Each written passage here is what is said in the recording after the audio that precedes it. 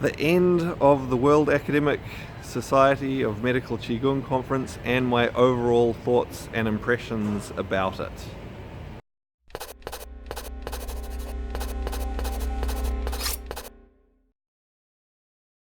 In case you haven't seen my other blogs, you've just stumbled across this one first up. Yes, I am in an airport. It's been a long and busy day. I have a bit of a while to wait for my flight, but it's kind of the middle of the night and I'm trying to get this vlog done while impressions are still fresh in my mind. So in this one I'm going to talk about what happened in the afternoon and evening of the last day of the conference here in Beijing, and also some of my overall thoughts and impressions about the conference as a whole and being here. So yeah, I guess I'll get started with what happened in the afternoon. So the afternoon was essentially the closing ceremony in a way of the whole conference, and so there were some speeches. There was a speech by the outgoing president and some brief closing remarks from the new president. And the outgoing president, a few people referred to this throughout the conference at different times, and talked about how it has been hard, how they've had to work through a lot of adversity to get things to happen. He mentioned a few specific things. He talked about how early on he found someone within the government, within the party leadership, who supported him in wanting to set up a Qigong, I can't remember what he referred to it as, but essentially a department, somewhere to focus on research on Qigong within the university, and provided financial support and so on to start off with. And how they were actually unsuccessful with that initially, even with the funding, because they weren't able to offer as high a salary for the people who would have worked in that as obviously they could earn in other things. And so even then it was challenging, and that now there is not a similar supporter within the government or within the party to sort of champion and help them move things forwards, and so things have been challenging. So he directly mentioned those sorts of things, and then talked about how we just need to move ahead and do it anyway, and things like that. So overall sort of upbeat and motivating and wanting people to continue with working on Qigong and so on and moving forwards. I'm going to come back and talk a little bit more about some of those issues a little bit later in the vlog and some of my general impressions, but I'll carry on with, I guess, the order of events of what happened. So next, after those speeches, they had some presentation of awards to different people who have achieved great things in Qigong over the last period of time, or have been doing a lot to promote and spread Qigong. And so actually a number of people from our delegation from New Zealand received awards. So there were awards both for organizations and for individuals. So there was an award that both went to the New Zealand Qigong and Traditional Chinese Medicine Association, and also to the Tianquan Qigong Association as well from New Zealand. And then individual awards to several people as well, and I got one as well, so that was very nice.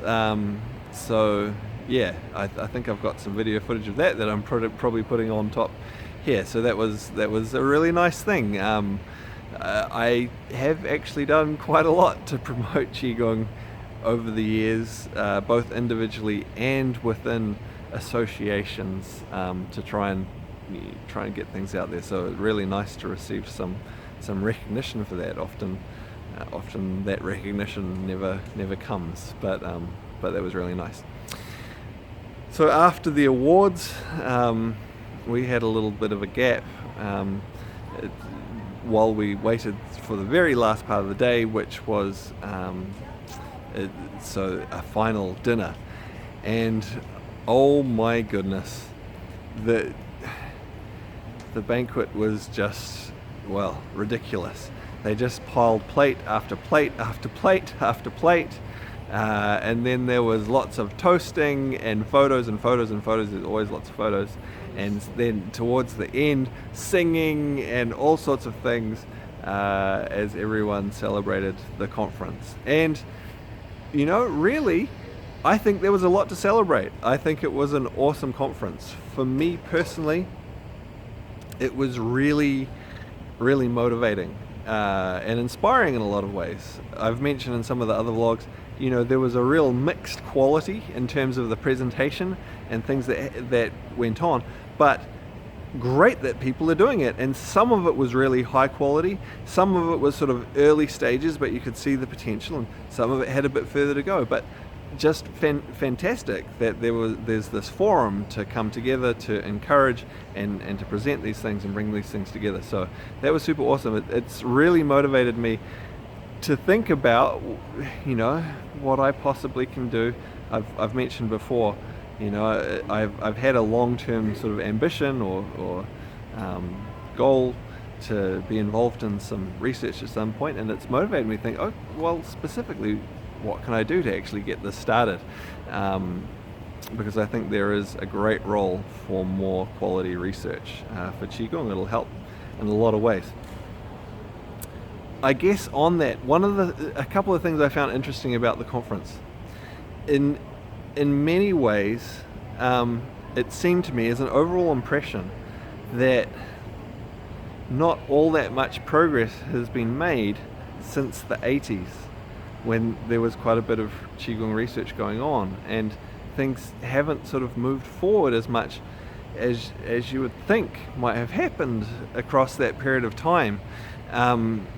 And I really think a lot of that is down to the adversity referred to in the outgoing president's speech, and a number of other people sort of made reference to it at different points as well, where they've wanted to, but haven't been able to move things forwards in the way that they would like. And this affects things in a lot of ways. In some of my earlier vlogs, not at the conference, before the conference, I talked about how I was quite surprised and disappointed not to find so many different people practicing different practices in the parks in Beijing when I went out looking for them. And I guess again related to this, so the group that I was with, again, a lot of them all doing the same style within the same school of Qigong. Some of them expressed a desire that they would like to do some group Qigong practice while they're all there together as a group in China. And you think, yeah, of course, that makes perfect sense. But the leader of the group said, no, we can't do that. Not even at the hotel they were staying at, other than in their own rooms, not even in a conference room or somewhere in the hotel that they were staying at. Said, no, we can't do a group practice. And said once they got to the conference hotel, we could do group practice, because the conference hotel was registered as where the conference was taking place for Qigong, so it would be okay to do group practice there, but not out in a park, not even in the hotel in Beijing. And so to realize that there's still this, I don't know if it's just a feeling or if there's some specific warning against them practicing as a group at the moment. Obviously during the Cultural Revolution, things like that, there was a huge breakdown in all of those sorts of practices, as they were persecuted hugely at that time. And then things opened up, and then there were the issues with the Falun Gong, and there was another sort of crackdown and against people practicing Qigong. And actually, relating to this, one of the masters, the Qigong masters that we visited with, it was mentioned that at that time with the Falun Gong, even though he was ex-military, he was taken in to prison, and they checked him out before saying, okay, you can go home. And that's not that long ago. And then just a few years ago, he went to lunch with one of his students for overseas, and then the police asked him, "What were you doing with that foreigner?" So I think the political environment relating to practicing Qigong, it changes. And so yes, the weather was getting a little bit cold in Beijing, so not ideal for Qigong practice, but more so than that, the political weather changes, and sometimes it starts to get fine, and so people come out, and then the weather looks like it's turning bad, and so people hide back away. And my impression is that was very much what was happening in Beijing, and why there weren't so many different practices out to be seen easily. And I guess part of what that drives home for me is how challenging it must have been for these people within this association and in general to continue to work to promote Qigong even through this. And from meeting, because we met with the executive more than once, we met with them before the conference, and they, to me, seem to be really sincere, dedicated people, and just how challenging it must have been for them to work, in these changeable circumstances around them. And it explains a lot of why there hasn't been the progress that there could have been. Another thing that I found interesting was a number of people in the conference, including some of the high-level leadership and some of the master students and things like that, made reference to believing that Qigong was real. For me, there's really nothing to believe. It's one, just through practical experience, but also there's a number of aspects of Qigong that should be very measurable if the right research is done, and then there's no belief required. It should not be that hard to prove. Maybe not every aspect of Qigong, but a lot, in which case there's nothing to believe is real. You know it's real. You might not understand every part of it, but yes, Qigong has these different effects. And to see them sort of still, or at least some of them going, talking about belief like they needed their faith bolstered in Qigong, was a little bit just sad, disappointing in a way, I suppose. And I think what really needs to happen is some good, solid research needs to be done so that people get out of a mindset of thinking that belief is required. Qigong is a real thing. The belief should, obviously how your mind works in terms of positive thinking, that's going to affect things. But it's not a matter of needing belief. What you really need is understanding, and I think research is going to be a key part of that. Something that was interesting in terms of looking at the different research papers that were presented, a lot of the higher quality ones were done in conjunction with Western universities. So they were the Chinese universities, and they also had an affiliation, or it's a shared project with some academics from a Western university.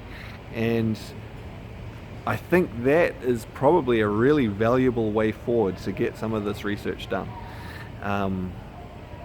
And certainly talking to some of the different professors from some of the different universities, they were all very open to doing work, to sharing with others and doing combined projects. They specifically said, oh yes, if you would like to, if anyone wants to come and join us and we can work together on things, they were open to that. And given the political climate and all the different issues, hopefully in their own right they're going to be able to get some traction and move forward. But there may continue to be challenges. Whereas if some of this is spread so that Western universities are involved as well, that might help to move things forward in a way that might not happen just with the Chinese universities working by themselves. So I hope a lot more of that happens in the future, I think that in itself will help to gain more political support within China for it. Once some solid research starts to be done, and it starts to move beyond this idea of belief and more into just understanding. I think that probably about rounds up my impressions of the conference. It was awesome. I'm very happy that I came. I have had the possibility of coming to this conference previously, but it hasn't worked out for various reasons. Really glad I made it to this one. As I've mentioned previously, I've found it quite motivating. It really makes me motivated to want to look at some ways that perhaps I can make some contributions to research as well, to move things forward.